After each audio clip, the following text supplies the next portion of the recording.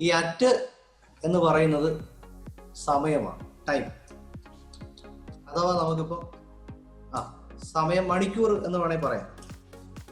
സമയം നമ്മൾ മണിക്കൂറിലാണ് പറയുന്നത്. പക്ഷെ മണിക്കൂറിന്റെ ഷോർട്ടാണ് മണി. ഒരു മണി എന്ന് പറഞ്ഞാൽ 12 കഴിഞ്ഞിട്ട് 1 മണിക്കൂർ ആയി എന്നാണ്.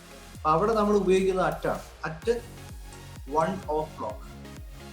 അറ്റിനേക്കാട് വലുതാണ് ഓൺ. ഓൺ എന്ന് പറയുമ്പോൾ ദിവസവും തീയതി.